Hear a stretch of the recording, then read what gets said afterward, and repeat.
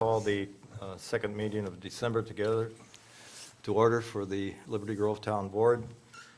All members of, all supervisors are present, in addition to the clerk, administrator, treasurer, and office assistant. Welcome, everybody. Thank you for coming. If you have cell phones, if you wouldn't mind putting them on vibrate or turning them off, not to interrupt the meeting. And a reminder to the board to speak into the microphones. Would you please rise and join me in the Pledge of Allegiance to the flag? I pledge allegiance to the flag of the United States of America and to the republic for which it stands, one nation, under God, indivisible, with liberty and justice for all. Thank you.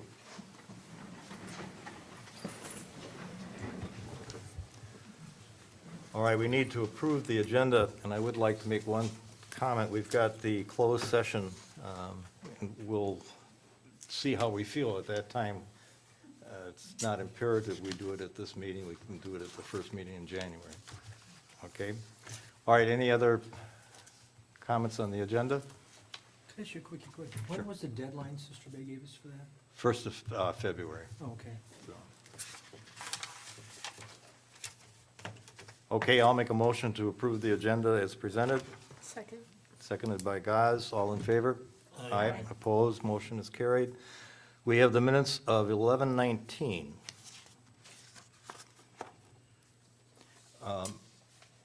Janet, on the second page, just for clarification for everybody,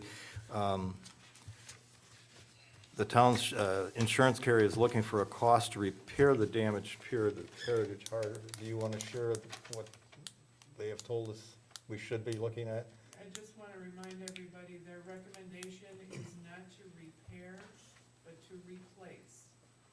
If there is further damage on a repair job, then insurance will not cover it. So they said that there's enough damage to the pier that you should really be looking at to replace it, not repair it. And I believe, Bud, you've communicated that to Bodman Engineering, right? Yes. Yeah. We're talking about Ellison Bay. Yes, yes, yeah. So you need a motion? Is that what you asked for? No, we're on the minutes. That was just a clarification, because I. No, but you want a motion to approve the minutes, right? Yes, yep. So moved. Okay, is there a second? I'll second. All in favor indicate by saying aye. Aye. Opposed, motion is carried. Then we have the minutes of the December 3rd board meeting. Any additions or corrections to those? If not, I'll move their approval as presented.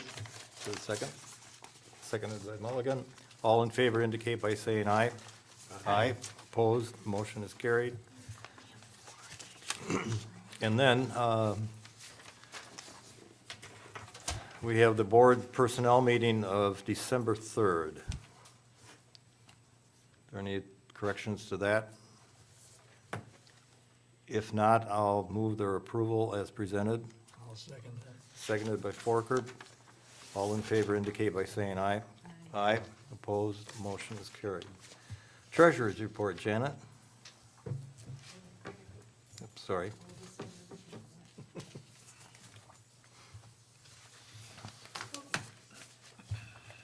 In the municipal checking account, we began with a balance of $28,242.90. We received our last shared revenue payment and a little bit of interest. Brought that balance to $45,630.29. Money market account began with $207,220.94. After interest, the balance in that account is $207,242.73, or $252.73. In the checking account, we began with a balance of $347,407.20. Deposits minus FICA, state, payroll, and disbursements brought that balance to $368,686.97. And the utility district funds totaled $236,374.34 with a balance in all town accounts at the end of November of $857,944.34.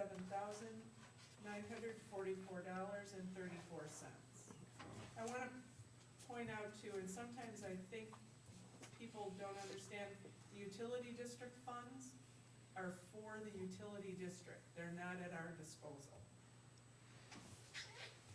And that's, I believe Michael Kay wanted that to appear on our balance as well, so. I'll make a motion to accept the treasurer's report as presented. I'll second. All in favor indicate by saying aye. Aye. Opposed? Motion is carried. And next, we have payment of bills. We have got an updated sheet, I believe, that was on the.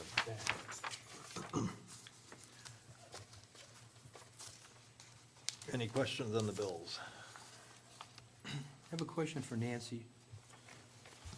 Where'd you go for 80 miles? And what purpose? That was Sturgeon Bank. For?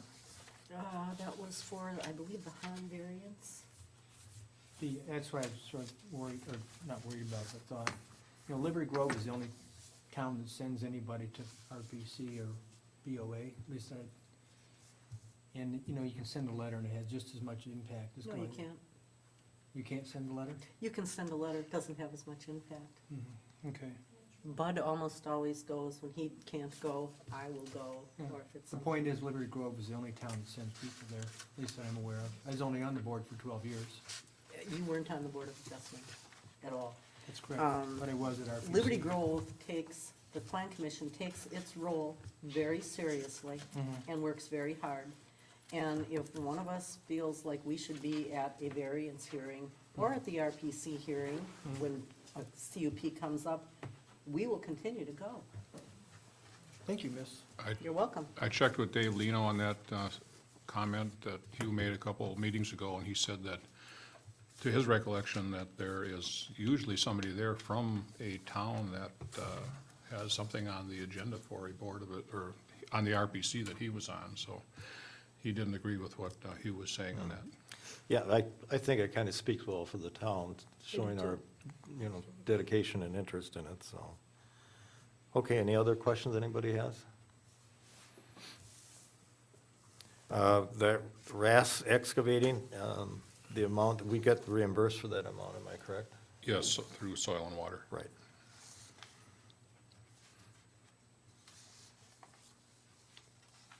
If there are no other questions, I'll make a motion to approve the bills as presented. Is there a second? I'll second that. Seconded by Gaz. Any further discussion? All in favor indicate by saying aye. Aye. Opposed? Motion is carried. Public input is next. This is an opportunity for people to address the board on any subject that they want, and also on any of the agendized items. We'll open it up first for any general comments.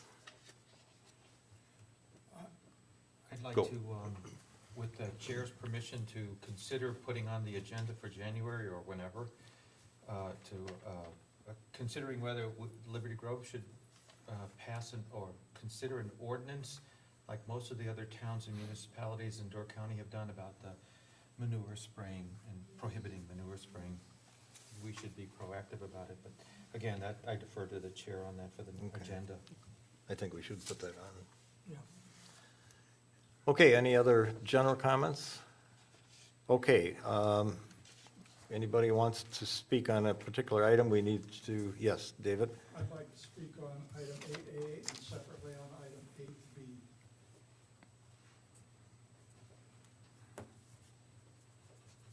Yes, Mike? Ditto. Both items under number 8, please. Anybody else, please? Okay, if not, then we'll go on to the next item. It's considered Technology Committee request. Dave, you want to make a comment first on this? Sure. Okay. Excuse me. This evening's agenda items 8A and 8B represent the bulk of the work of the Technology Committee for 2014. The focus of our committee for this year has been on ways to improve the delivery of internet services within the town of Liberty Grove. It's been pretty well established over the last decade or so that good internet service has become a critical part of living and working. I believe that it's as important to provide quality internet services today as it was to provide electricity 80 years ago or telephones 70 years ago. For the vast majority of people, any area without such services is going to be a much less desirable area to live and work. These kinds of decisions are already being made by people when they look for a place to live and work. The typical internet service download speed available in the majority of locations in Liberty Grove is between 300 kilobits per second, typically KBS, and 2,000 kilobits per second, the typical. Exceptions exist all over the place, but that's the typical. The last few years, the FCC's minimum speed considered to be broadband for the purposes of grant funding has been 3,000 kilobits per second. That's 3 megabits per second. Last month, the FCC grant funding rules were changed. No grant money will be available from the FCC for future projects that provide download speeds of less than 10 megabits per second. My point is that we in Liberty Grove are way behind the curve, and because the standards are increasing faster than our local capabilities are increasing, we're rapidly getting further behind.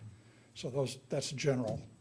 And now specifically to 8A, and I'd like to start by introducing Kevin Voss from DC Broadband, who's here if questions come up that are pertinent to DC Broadband's point of view in this discussion.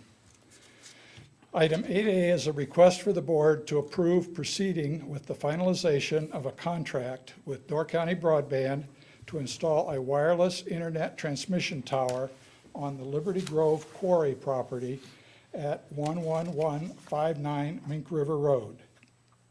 The county topographical map indicates that an elevation of 640 to 650 feet above sea level for this property, which is as high or higher than most of the surrounding area. So it's a good location in terms of height. The quarry site is near the center of one of the 5 areas in Liberty Grove that were identified last year by DC Broadband as underserved by DC Broadband. Along with other geographic areas, a tower in that location would provide coverage for the residential areas near the lake in that vicinity and in the vicinity of and south of Raleigh's Bay. If you look at a plat map, there's a lot of residences along Sand Bay Road and Appleport Road and down in that area. And that area along the lake there is specifically identified as underserved by the state internet service maps. The quarry property has the further advantage of being owned by the town of Liberty Grove, of already being used for commercial industrial activities, and not having many adjacent residences. The main part of the draft contract, which has been recommended by the Technology Committee, was taken in its entirety from the contract that DC Broadband recently signed with the town of Nassau. In that instance, Nassau paid for the entire cost of the tower and installation, and that installation is on Nassau town property. The draft agreement was recommended unanimously by the Technology Committee, and it differs from the Nassau agreement primarily in its financial terms. One goal of the Technology Committee for this project was to have the town's investment be repaid. The agreement accomplishes that. The financial terms of this agreement, which I believe you have a copy of, are as follows. Section 1.7 describes a base land rent for the life of the agreement of $50 per month payments to be made by DC Broadband to the town of Liberty Grove. Section 1.8 describes that Liberty Grove will invest $14,000 toward the purchase, installation, and equipping of a wireless internet transmission tower to be operated by DC Broadband. DC Broadband will invest whatever amount is necessary beyond the $14,000 to get the tower operational. Recent costs for such an installation have been in the range total of about $30,000. That would mean that our component would be a little less than, or in the range of half. The $14,000 will come from the Technology Committee budget for 2014 that was approved by the board last year. So this is not new money. Also in section 1.8, Door County Broadband will report monthly to Liberty Grove the number of their subscribers that are being served from the tower. That report will differentiate between subscribers that are new to DC Broadband and those whose service was transferred from another tower. Those would be typically because the tower would serve them better than wherever they were getting their signal from previously. Section 1.9 talks about tower rental. There would be no tower rental under the terms that are in the contract as a draft. There would be no tower rental during the first 12-month startup period. The rationale being that it takes a while to get subscribers on the tower, so there's no revenue to start with, and so no rental. After the first year, DC Broadband's rental for the tower, basically paying, in effect, interest on Liberty Grove's investment component, would be $100 per month until the earliest of one of two conditions. Either 30 new subscribers were being served off the tower, or 36 months had passed since the tower activation. At that time, DC Broadband would pay Liberty Grove $7,000, half of the original investment of $14,000. And then basically, that same 36-month picture would start over again. The monthly rental would drop to zero for 12 months. Then it would go to $100 per month until the earliest of either 30 additional new subscribers, that would be a total of 60 new subscribers from the activation of the tower, or 36 months after the $7,000 payment.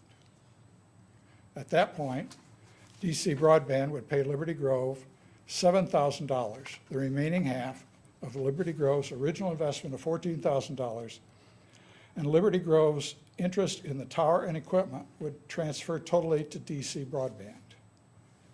The $50 a month land rent would continue. In short, we invest $14,000 now, get a new wireless broadband tower installed in Liberty Grove to provide better internet services to an area that needs it, and in 6 years or less, get our $14,000 back.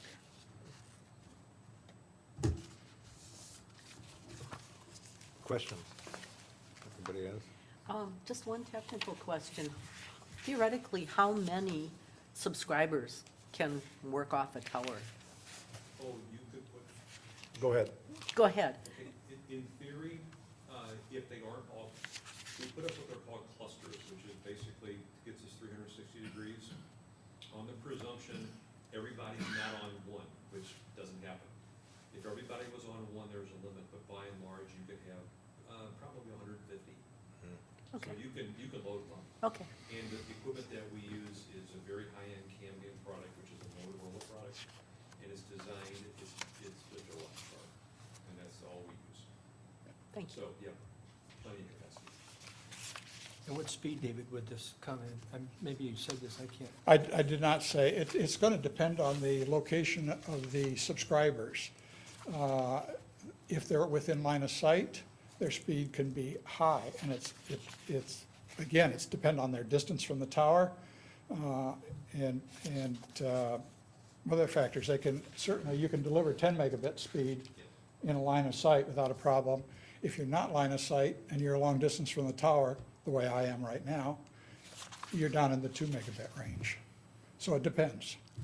One of the long-term goals is to, on DC broadband side, is to get equipment that's better at doing non-line of sight. In other words, shooting through trees is really what it comes down to, or in some cases, it's landscape issues, although they can't, go too far down a hill. Sure.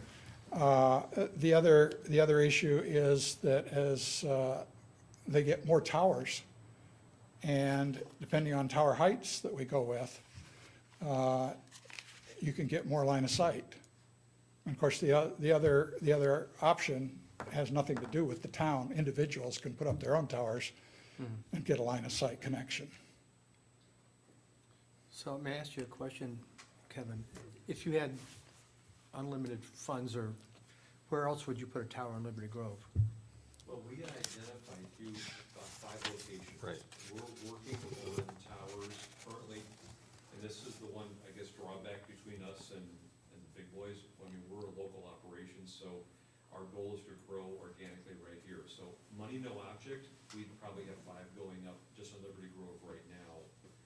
The problem is that we have to identify where those go, where it's people-centric. And what, in a normal, money, no object, we've identified 5 locations. 2 of them are already in play. 3 are still a little bit in flux as to if we can garner enough activity to make them pay. Because the worst thing we want to do is, and this is the work that we did with the tech committee on this, to be perfectly frank with you, is to say, let's go put a tower up, knowing that we'll never hit 60 subscribers. That's wasting your money as well as ours. So our goal is to be as judicious about that as possible, and our goal is to hit all 5 of those locations. If I can add to what Kevin said, the 5 locations he's identified at this point are the most underserved areas of the town. When we were working on this about 18 months ago with Nate Bell, who's one of Kevin's partners, we estimated, and it's just an estimate because until you put a tower, you don't know exactly what you're going to hit. We estimated that roughly 10 towers in total should be able to cover Liberty Grove. What kind of, when you're figuring out, I mean, you figure out some sort of cash flow for these things before you put them in. Like my dad is probably a pretty typical person on South Sand Bay. He would probably, he's not here, well, he's in Scan, so he's here 100% of the time now. But I mean, if he was living there, he's a 2-month resident of his house. When you, Well, we are a plan that the previous ownership didn't really roll out, and the plan is very simple. This, we have our standard plan, which rolls out something for 12 months, but it also allows them a vacation plan. Requires them to be on for 6 months, okay? Because what happens is, it's not just the tower that's an expense. We then, when we come to the house, we then put equipment onto the house, all right? So we go to return on investment. Our goal is we amortize that cost over a 2-year period. Actually, it's a little longer than 2 years, but that's our cost, just to get even again. So the whole idea, this comes back kind of full circle to, I would love to be able to say, sure, we'll put it on for 2 months, no worries. Problem is, it's about a 20-year payback in all reality. So we do require 6 months on, but we can do 6 months on, 6 months on vacation, and those metrics were built into the model that we built for Liberty Grove, was realizing that in all cases, probably a third to half the people are summer residents. it's very typical with all businesses in Door County. The restaurateur pays the same for his toaster in Chicago as he does in Door County, but the guy who's in work in Door County only gets to use it for 3 months. Right. A general question for Kevin or you, Dave. I assume then that the 5 circles are the underserved areas that have. Those are the ones that we identified, yeah. And that the tower would service for. Yes. can I assume then that the rest or the non-circled are being serviced by They're serviced better better? than when you look at the circles, first of all, a tower is going to cover a certain radius. Obviously, the radius is gonna be dependent on the topography and the vegetation. So you try and put it down in there, and if we went back and looked at the state's maps of underserved area, you'll see some overlap with our underserved areas, but it won't be perfect because those areas are gonna be some kind of a jagged figure. And this is a nice round circle. So it's an effort to try to maximize the opportunities, given that we wanted to do, set priorities. This was all about priority setting. And then in the very big picture then, let's assume, things go well and the 5 circled underserved areas are serviced. Would there be plans then to better service the non-circled areas? That's so far ahead of what we've been thinking very about. far, yeah. I think it's hard to answer. Everywhere but your house, Lou. Doesn't circle there though.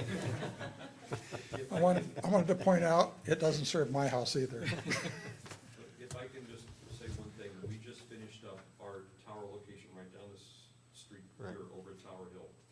We literally took off all the equipment that was on that tower, right during the ice storm we had about a month ago.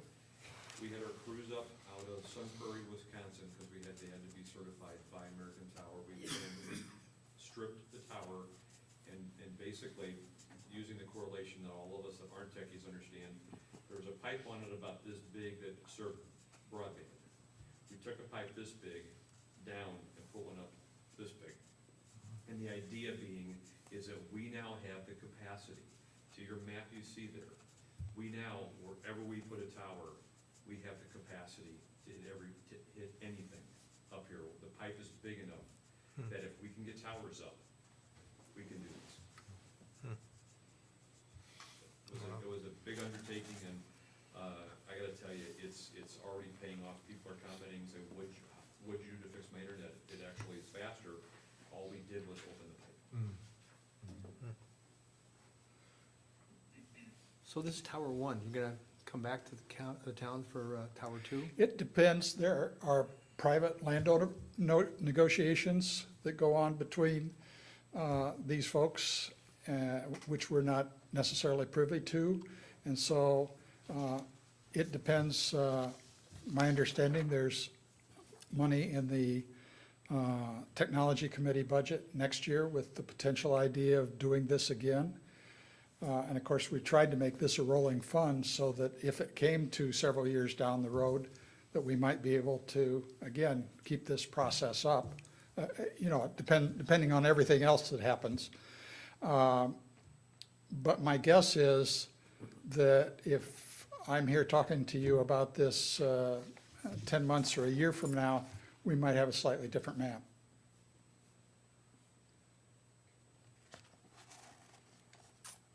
I've been sitting on this technology committee for 5.5 years or more.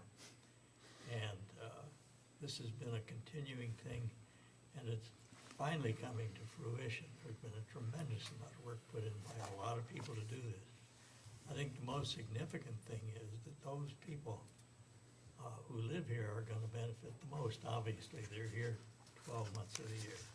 But we have many people who have second homes, particularly in the radius of this tower we're talking about, that will spend more time here. They come up here and they can't function. And the third important thing is that real estate will become more valuable as a result of this, because there'll be a greater demand and more people will want to buy and build here because they can function as they do at home in areas where they have coverage. And this is the basic thinking and reasoning behind what our committee has been working on, and we're so grateful. Mr. Voss is here now, and he has a tech crew that knows exactly what to do and how to do it at the lowest possible cost with the greatest return for all of us. not benefiting any particular business or any particular home. We're improving the general economy of the town of Liberty Grove. That's, I think, that's the basic reasoning behind it. I've got a technical, well, not technical question, but on 1.9 C, you make a reference in that to 1.9 C. I think that's the reference to 1.9, either A or B. Oh, it's a draft. Okay, okay. And Well, that was going to be my next And the- question. Okay, the changes in the draft were my typing, so if you found a problem in the typing, it's mine. My presumption is, I have no experience in dealing with contracts on behalf of Liberty Grove. There's been discussions back and forth between DC Broadband and the Technology Committee. We made it excruciatingly clear to DC Broadband that we had no authority to negotiate a contract, but we thought it was important to get some draft terms in place so that the final discussions could be done by whoever does that. okay, so what you're basically requesting of us is to approve, well, basically what you presented here to be inserted into a lease agreement. For a lease agreement to be put together Yes. and then subsequently approved by the board, yeah. Yes, okay. This is, I would like it to be the first step in a process that does come to a positive conclusion. Okay. And, Therefore, I move that we, well, there's somebody else wanting to talk here. excuse me. Sure. Okay, go ahead, Mike.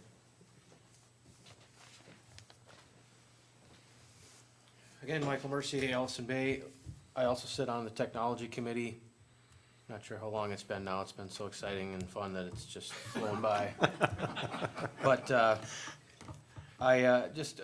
one key point I'd like to add to, of course, I'm right behind Dave with everything that he stated to everyone here tonight.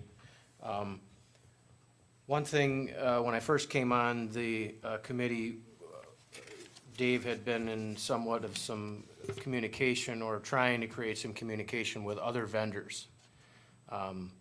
And that was really to no avail. There were no other suppliers that were even remotely interested in doing anything near what Mr. Voss, correct, is trying to accomplish here. So I think we really, more than anything, need to absolutely take advantage of the fact that we have somebody that's interested in trying to help us solve this problem, because we had no interest from Charter, Verizon, or anybody else that's offering service. As far as expanding and making it better, they were interested in having service where there were a bunch of people, but as far as making sure the whole county had it, that wasn't important to them. Another thing I would like to add is, as Dave said, how crucial internet access is. It's almost as if the telephone or electricity in the past, and particularly with the remoteness of where we are located. Quite frankly, I try to think about how I would try to manage my life right now with children and work and my own business, and a lot of things I try to juggle as a young parent, and I'm not quite sure how I'd pull it off without the reliable internet that I am fortunate to have, particularly because of where we're located. Most people I know don't have to drive 45 minutes to an hour to get to Target. It's down the street. Shopping, particularly this time of year, we don't have somebody, we can just drive down the road and take care of a one-stop shop to Christmas shop for all your loved ones. And the internet just makes life much more feasible in a remote, rural community such as ours. I think by the town getting involved and showing that we want to help solve this problem, it might jumpstart to moving along further negotiations with other private entities or other people interested in trying to help us solve our internet problem here. And I'd also like to add that, again, reiterate that with the improvement of the internet, I think we will attract more people who might only spend 2 or 3 months here, as you mentioned, Hugh, to spend more time, maybe not still a full year, but spend 6 to 7 months here because, as Frank was saying, their life doesn't have to kind of come to a halt compared to what it's like where they come from and where they spend their time when they're not here. I would very much encourage the board to move forward with this and approve, and let us continue to negotiate and make this come to fruition for us all. And thank you for your time. Thank you. Okay. Comments, questions? I have a comment. Go. On section 1.5, if Jack Bruce reviews this, there's an out in there for the lessee to provide the lessor with notice of intent to cancel. Unless I missed it somewhere in the document, it doesn't have the same provision for the town. And I know if Jack looks at it, he'll Yep. want to have something like that in there for us.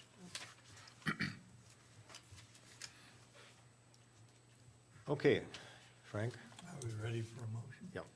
I move that the board ask the technology committee to negotiate a final agreement that's acceptable to Door County Broadband and present it to the board for approval as soon as possible.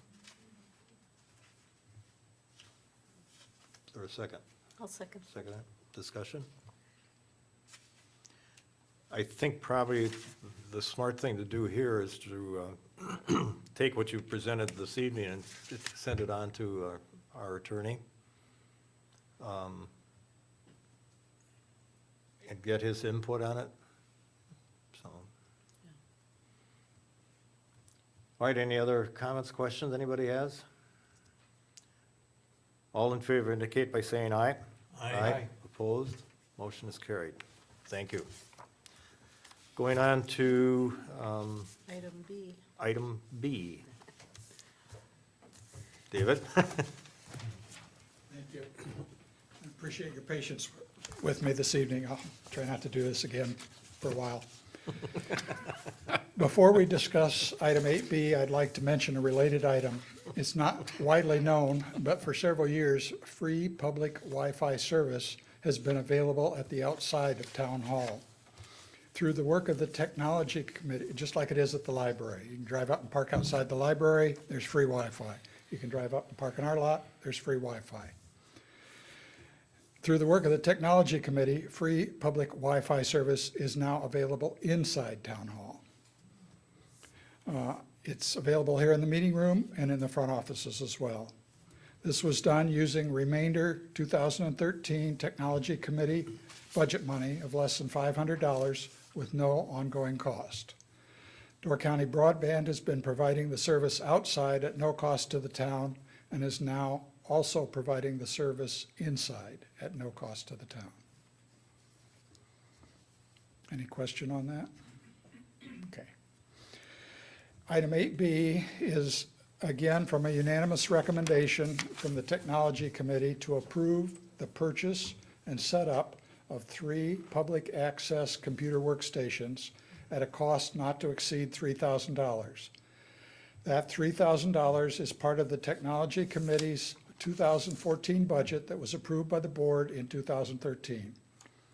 These wheeled computer workstations, basically not much different from what you see Janet sitting out there, would be connected to the internet through our new internal Wi-Fi service and would be available for public use during the hours Town Hall is open.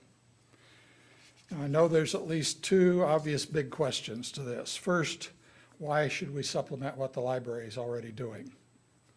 The answers to that, well, there's several answers to that. Number 1 is convenience for Liberty Grove residents. Town Hall is closer than the library for most people who live in Liberty Grove. Not everybody, obviously, but most. Availability issues, and there's several of those. The town hall is open from 8:30 to 4, 5 days a week, year-round. The library is open staggered hours, 7 months of the year, it's 32 hours a week, and it's never open before 10 a.m. Again, availability. The Sister Bay Liberty Grove Library has a total of 9 computers. for public use, all of which must be reserved for use. Now, if you walk in and nobody's using it, you can reserve it immediately. However, if they're in use, then you have to reserve and wait. During the summer hours primarily, there is often a wait for access. In other words, during our busy season, there's more demand for computer resources than there are resources at the library. And I talked to Betty Curzon at some length about this, so that's where my information comes from. The other availability item is that the library systems are limited to short access periods, and that ranges by specific machine, from 15 minutes at a crack to 2 hours at a crack. None of the machines are available for more than 2 hours at a crack unless nobody else wants to use it. So for the most part, this precludes people from using those machines for anything other than short-term tasks. The second big question which one should ask is, why should the town be providing internet access, public internet services here at Town Hall or at all?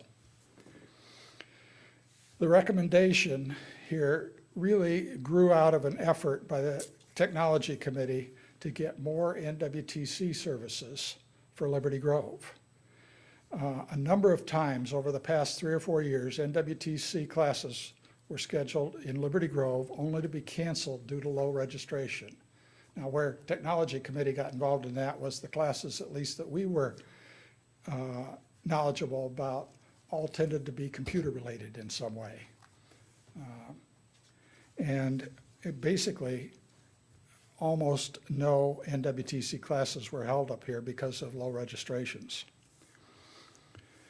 In searching for a way to address that problem, the Technology Committee settled on some type of distance learning setup as the best approach. And that brought us to the present point in time. As we went back to look at this issue again this year, what we discovered is that today NWTC's class offerings include over 200 courses that are available on a distance learning basis now. So, at least for now, workstations located in the town hall would not have time limits on them like the library does, and therefore could be more easily used by citizens who want to use them for distance learning, as well as all the other activities that somebody might want to use a computer system for.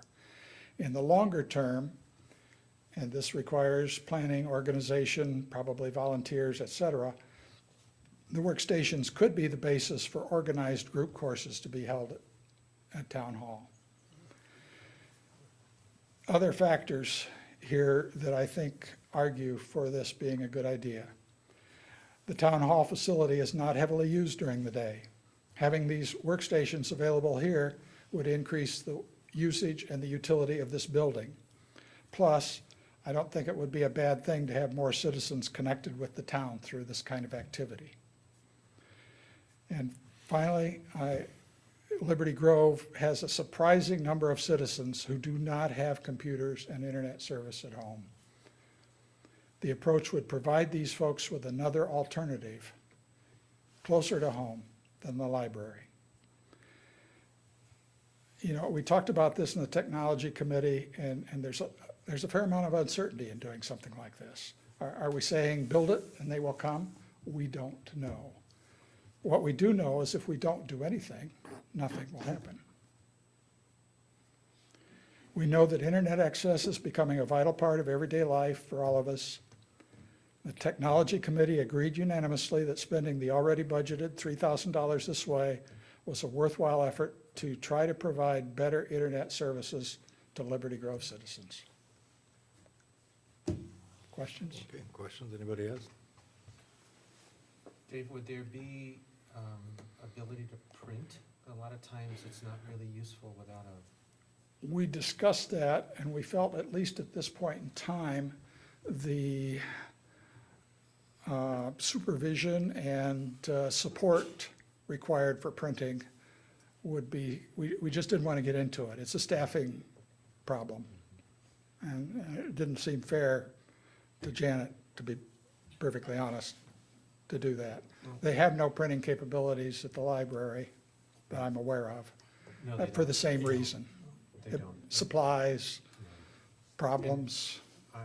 I'm frequently at the library, I volunteer on a regular basis, and I can also state that there is a rush to get to those computers at the beginning of the day. Although I do see people on it for a lot longer than 15 minutes for some reason, I guess they. Betty there said is a- it's hard to keep track. Exactly, it's a real monitoring thing, and I think the idea of an unended or. Open, An open, yes, thank you, makes a lot more sense that way, especially for learning possibilities. But what I also see at the library, speaking of, I see sometimes the user needs to get advice on how to even start it up or things like that. Will there be some fairly clear written instructions, or will there be Janet saying, Janet, can you help me get on here, like, we talked about this at our technology committee meetings, and basically, we have to tippy-toe into this thing. What we're looking for at this point is approval by the board to do this. I suspect it's a multi-month process to get into it. We've got to identify, with the help of a contractor, what kind of software's got to go on the machines in order to keep people from wiping out the operating system or whatever else. We have to have at least a minimum set of operating materials, instructional materials available. This isn't going to be an overnight thing. I think, since Lou has been at the library so much, I think I'll defer my comment to him. Very often, we have a table of cookies here. I'm not sure that that's true at the library, is it? it's much more plush here than. Yeah, okay. Any other questions anybody has? I'd Frank? just like to add to David's presentation. Sister Bay is as busy or busier than the Sturgeon Bay Library as far as internet usage of computers. And this is probably because of the things we were talking out under Section A. There are people that can't afford computers here. There are people that can't get service. And this is proved by what we discussed in point A. This $3,000 includes carts and everything goes on it, and probably setting it up. We have somebody believe we can contract this to. But if we don't start, we're never gonna know. I think David was correct there. And for the amount of money and the impact it's gonna have on the lives of the people in this town, I think it's very significant that we proceed. Have you studied the building as to where this would go? Well, they physically don't have to be wired in, except for power. So, no. To be, Janet said over there. I looked at her, she didn't say anything. Anybody, any other question? Hugh? Well, I'm coming at this slightly different, and we've talked on the phone and everything like this.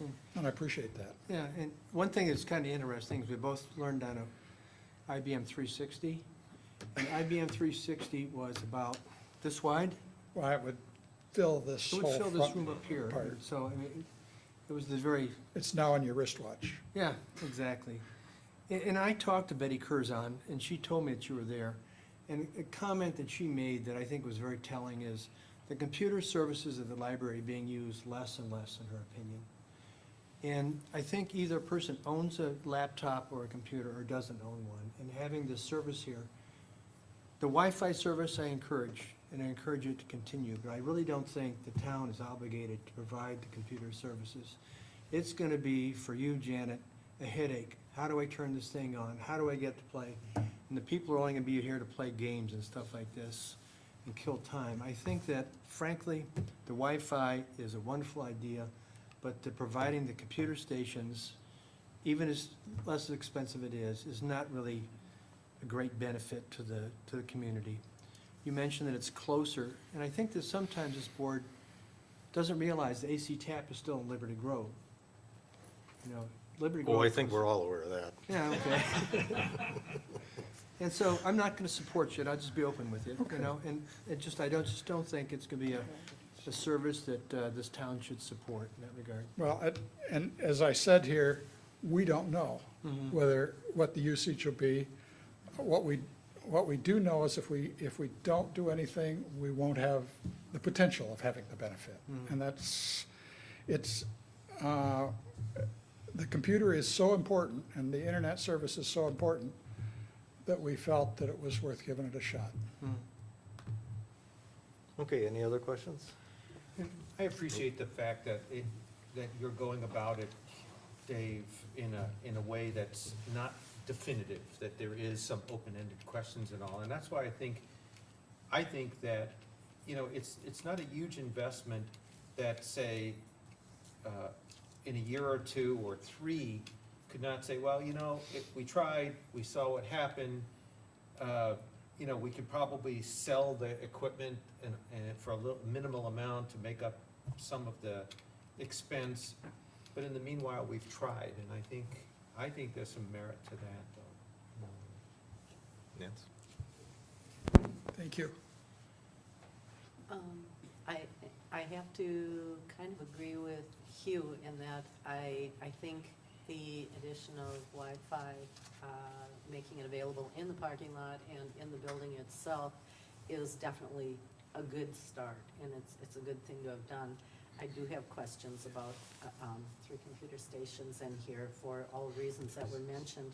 But one of the things I would like to say is when we were agonizing as finance/board over the 2015 budget and we dealt with the technology budget request, we wound up with a figure of $17,000. And at that time, it was roughly $15,000 for the tower and roughly $2,000 to upgrade existing equipment. And the discussion at that time, I'm going from my notes at that time, was to upgrade our microphones to wireless. And I don't know if that's going anywhere, if it's dead in the water, but I do know I do still get comments all the time saying, we can't hear you. You can't hear it when it's online. You talk into your microphones, and we forget a lot and sit back in our chairs and nobody hears us. And I've sat in the audience too on those times when there were informational meetings and you can't hear us. And I think that is something that we shouldn't ignore. I'm okay with exploring computer stations, but doggone it, I'd really like to see us fix our own stuff here at home and make it work so that people could hear us before we venture out into something new. Is that the 2015 budget that you're referring to? Yes. They're talking about their 2014 budget. Oh. So it doesn't mean that the microphones aren't gonna be looked at in 2015. This is spending money that was budgeted to them in 2004, 2014. I see. But let me make a comment. You don't have to spend You don't money have just to because spend it's in the Right. budget. And they probably won't spend the whole amount.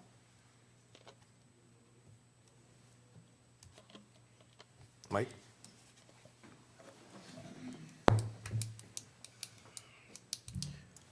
I think until Liberty Grove can say, and Mr. Voss can guarantee everybody that lives in Liberty Grove that he can supply them reliable internet, we do have a responsibility to the citizens of Liberty Grove to give them options if they don't have others. Just reiterating what I had said before, and I've used the library in Sister Bay and they do a great job there. I have a hard time believing that the usage is dwindling, but that very well could be the case. But if your computer takes a crap and you need to get to the internet somewhere, or you're taking a class and you need, I just think there are a lot of ways that people could benefit from us having this available here. Yes, there are a lot of things that need to be worked out and some questions answered and so on, but I certainly think it's something worth continuing to explore. And I would hope the board would at least continue to consider making this happen in the future. I just think it's vital. I think it's very important to the success of not only Liberty Grove, but all of Door County, that we continue to improve upon it the best we can. I'd also, just lastly, I'd like to mention, Dave brought up the idea of NWTC and possibility of classes here and so on. And I hear a lot of belly aching pretty regularly when it comes to tax time about how much money from Northern Door County ends up in NWTC's coffers. And as Dave had said, I think having something like this at least started here would give us a little bit more of a leg to stand on to start to put more pressure on NWTC to come up here and provide classes, or at least provide, to increase the enrollment in classes so that they do not get canceled. I have a member of my family currently who is taking classes both out of Sturgeon Bay and Green Bay via our laptop at home. And, you know, I don't think that NWTC tax thing's gonna go away. So we might as well try to find a way to take advantage of it instead of just belly aching every time tax time comes up. Thank you. Thank you. Okay, I will make a comment in reference to how do you turn this on? They'll ask Janet that question once. That's it. I'll make a motion to have the town approve the installation of 2 workstations in the town hall.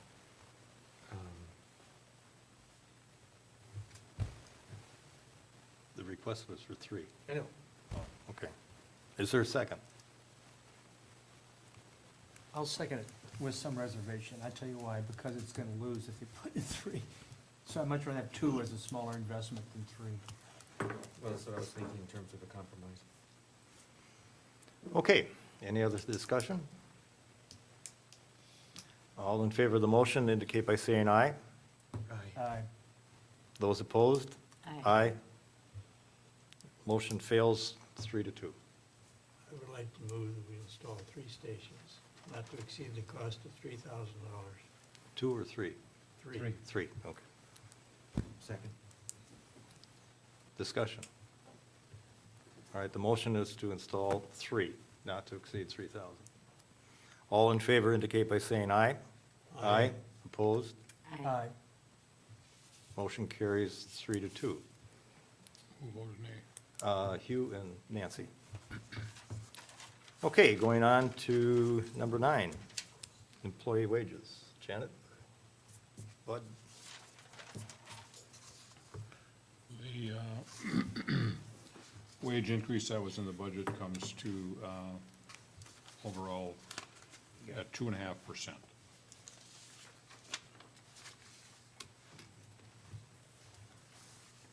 And the motion that was made last year was to approve the 2014 employee wages as set forth in the 2014 budget.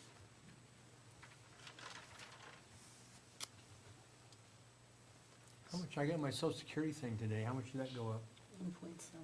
1.7. 1.7? Didn't open it. See.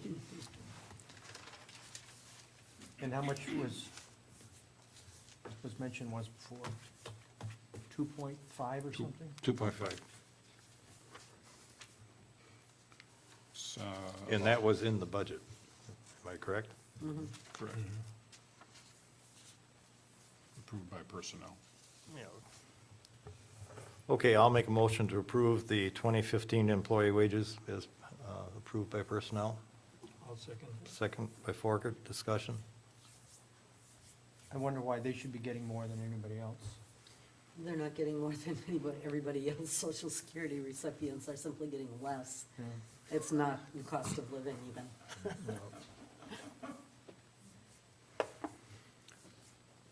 Okay, all in favor of the motion indicate by saying aye. Aye. Opposed? Motion carries. Number 10, consider year-end Christmas bonus to employees. We had been doing, since we did the monetary thing,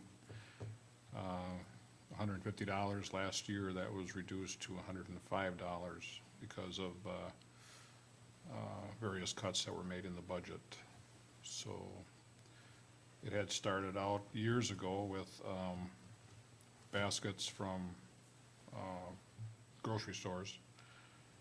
And then there was some consideration about, concern about providing wine in the baskets, and what kind of meat that the employees would like, whether it would be ham or a turkey. So there was conflict as to what exactly to put in the basket, so they just said, well, Was that Mr. Weiser doing that, or what? I can't remember. What happened to the fruitcake? They're still out in the shop. Hard as a rock. Perfectly edible. Okay. So I gather the administrator is asking for a I'm, consideration of 150. no, I'm just giving you the history. I'll make that motion. For, 150. okay, is there a second? I'll second. Further discussion? Maybe we'll throw in a fruitcake, though. Really? Okay, all in favor indicate by saying aye. Aye. Opposed? Motion is carried. Operator licenses? We have one. William Kane, I believe. He's going to be working at the cider house in the spring. He's, I guess, getting all of his ducks in a row. New license, the search result came back with nothing on it. What was the last name again?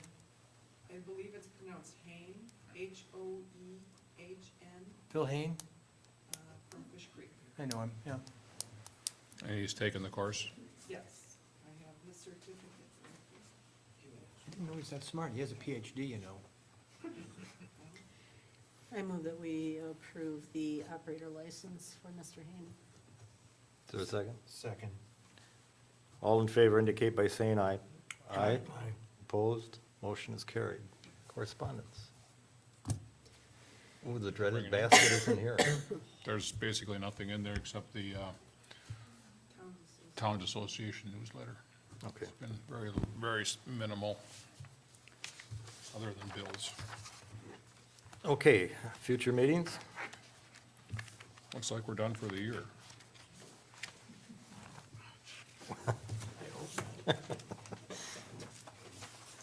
The town hall will be closed the 24th and 25th. Friday at 5, on the 26th at 5 PM is a deadline for notification of non-candidacy. On the 31st, the town hall office will close at noon, but there will be tax collection here from 1 to 4. January, the hall is closed on January 1.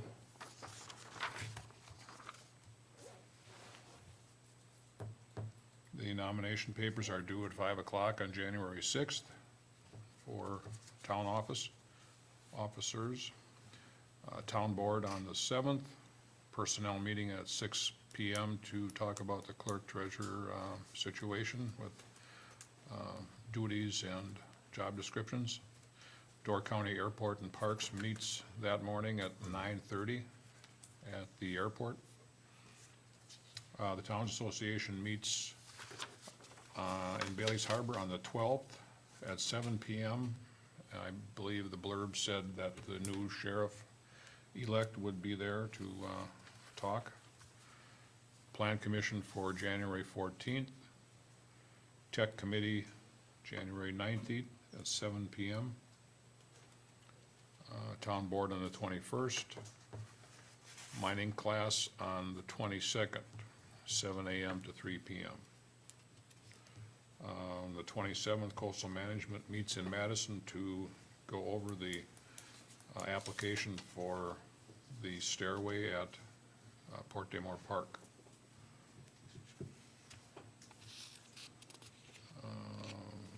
And because of board member absences, at this point, no February 4th town board. We'll have one on the 18th, which is Ash Wednesday. I don't know if that's a problem for anybody. GODC meets on the 11th. February? Oh, yep, I see it here. And fire board meets on, oh boy, what did I just do with that, Monday, Second. February 2nd, 3 PM. Fire board? Fire board. February 2nd, 3 PM.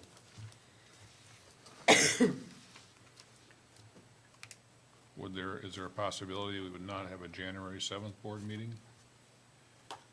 Well, that's going to be contingent on our next decision. Do you want to take a look at the treatment plan ownership on the 7th instead of tonight? I think we should in closed session. Tonight. Tonight? I think so, We're here. We're here, Yes, okay. Very much so. We don't know that. Okay. Okay, we will be adjourning in a few moments to a closed session on the treatment plan ownership. Prior to that, I'd like to, on behalf of the board, wish everybody a Merry Christmas and a Happy New Year. And I have kind of been in the habit, I forgot last time, of ending the meeting with a quote. So I'd like to quote John Kenneth Galbraith.